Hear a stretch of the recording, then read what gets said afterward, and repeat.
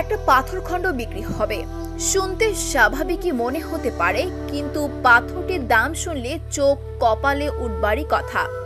ওজন মাত্র 25 কেজি হলেও এর সম্ভাব্য দাম ধরা হয়েছে 20 থেকে 40 লাখ মার্কিন ডলার, অর্থাৎ বাংলাদেশি মুদ্রায় প্রায় 24 থেকে 48 কোটি টাকা।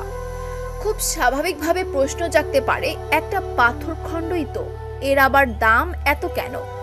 এটি আসলে কোনো সাধারণ পাথর নয়, বরং পৃথিবীতে পাওয়া সবচেয়ে বড় মঙ্গল গ্রহের পাথরখণ্ড।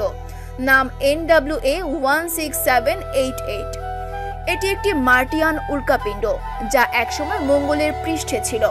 বিশাল এক গ্রহাণুর ধাক্কায় তা মঙ্গল থেকে ছিটকে এসে পড়ে পৃথিবীতে, সাহারা মরুভূমিতে।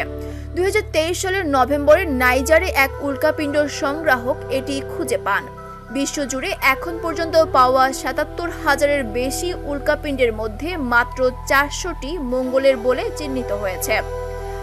এই একটি পাথরখণ্ডে রয়েছে মঙ্গলের মোট উপকরণের প্রায় 7%। আকারে এটি পৃথিবীতে পাওয়া দ্বিতীয় বৃহত্তম মার্টিয়ান পাথরের চেয়ে 70% বড়। নিলামকারী প্রতিষ্ঠান সথবিস এর কর্মকর্তা ক্যাসান্ড্রা হ্যাটন জানান, এই পাথর লাল গ্রহের একটি বাস্তব অংশ। এর একটি ছোট টুকরো বিশেষায়িত পরীক্ষাগারে বিশ্লেষণ করে নিশ্চিত হওয়া গেছে যে এটি সত্যি মঙ্গল গ্রহ থেকে আগত। যুক্তরাষ্ট্রের নিউ ইয়র্কে বিখ্যাত নিলাম প্রতিষ্ঠান সথবিস আগামী বুধবার এই ঐতিহাসিক পাথরখণ্ডটি নিলামে তুলবে।